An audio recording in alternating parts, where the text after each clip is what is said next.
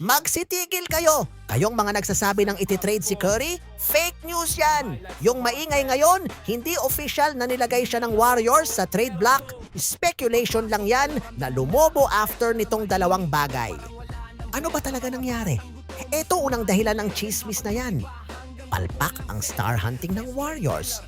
After mabusted sa pursuit kay LeBron James na pumunta sa 76ers, sabi ng reports, yung owner na si Joe Lacob ay ready na mag-build for the post-Stephen Curry era.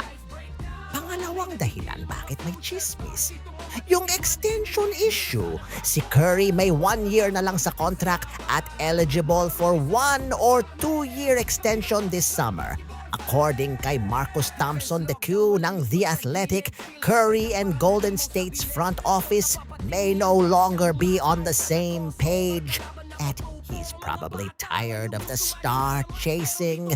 Tapos sinabayan pa nung report na pinag-iisipan ni Curry na i-delay muna yung extension para mag-wait hanggang free agency sa 2027. Ayon, doon na sumabog yung trade block narrative. Hindi siya katulad ng LeBron's new team drama. Yung kay LeBron, decision talaga ng player na lumipat. Dito, tension sa front office direction ng Warriors. Si Curry gusto pa rin mag-contend ngayon, ayaw niya nung puro future picks at hintay tayo sa next star. Pero isipin mo logic, 38 years old na si Curry pero still elite guard. Kung i-trade siya ng Warriors ngayon, big mistake yon. Siya yung Kobe or Duncan ng franchise.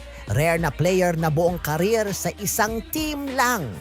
Ang value niya sa court plus sa brandang Warriors mas malaki kaysa sa makukuha nilang kapalit. Ang tunay na deadline ng Curry drama na to ay sa end of August kung kailan eligible siya sa extension. Pag hindi pumirma, dun lang talaga magkakagulo. Yung mga betting market nga mismo, 87% chance na manatili siya sa Warriors. Yung ibang teams na binabanggit lang ng fans ko no, na pupuntahan ni Curry daw, Spurs, Celtics at Knicks at meron pang Hornets, puro fanfiction pa lang yan. So, eto yung pwedeng mangyari. Hindi siya maiti-trade before 2027. Ang mangyayari, gagamitin ni Curry yung leverage na di muna ako pipirma para pilitin yung front office na gumawa ng win now move. Tulad nung sinasabi ng mga legit reports, don't expect the Warriors to trade Curry before the calendar flips to 2027. Kumbaga sa magshota, ang Warriors at si Curry, hindi pa breakup, LQ pa lang. Nagpaparinig pa lang si Curry na, ayusin nyo roster, pagod na ako sa kakahintay. Total mga bossing, mahilig kayo sa chismis, di patulan na natin yan. Saan mo ba gusto mapunta si Curry na team? Spurs para kay Wemby, Boston o Philadelphia?